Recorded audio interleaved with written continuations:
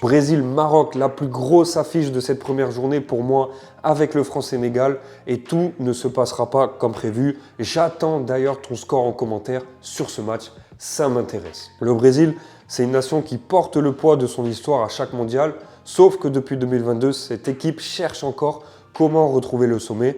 La génération Neymar n'y est jamais parvenue et la nouvelle qui se présente aujourd'hui a terminé seulement 5e de qualification sud-américaine derrière l'Uruguay, la Colombie, l'Équateur et l'Argentine. Ça, pour une Seleção, c'est clairement en dessous des standards attendus. Ensuite, cette défaite contre la France, alors que les Bleus jouaient à 10 pendant une grande partie de la seconde période, a laissé des traces, bien que les victoires contre la Croatie, le Panama 6-2 et l'Égypte aient permis de retrouver un peu de sérénité et de confiance avant le coup d'envoi.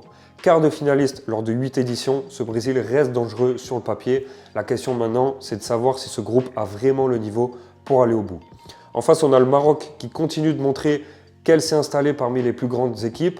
Atteindre le dernier carré de la dernière Coupe du Monde avait déjà marqué les esprits et depuis, les Marocains ont continué sur cette lancée. Ils se sont qualifiés en remportant leurs 8 matchs avec 22 buts marqués et 2 buts encaissés. Ça traduit une vraie maîtrise. Si maintenant on met de côté la finale de la CAN, ils n'ont plus perdu depuis le mois d'août 2025 et leurs dernières sorties sont plutôt convaincantes, dont un match nul face à la Norvège.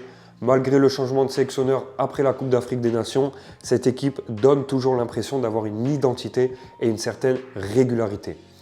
Donc là, on a d'un côté la sélection brésilienne qui veut rappeler pourquoi elle reste l'une des références de cette compétition. Et de l'autre, on a un Maroc qui enchaîne les performances solides et qui cherche à confirmer son nouveau statut. Franchement, là, j'ai surtout envie de voir lequel de ces deux dynamiques prendra le dessus une fois le match lancé. Et j'ai envie de partir là sur le but pour les deux équipes.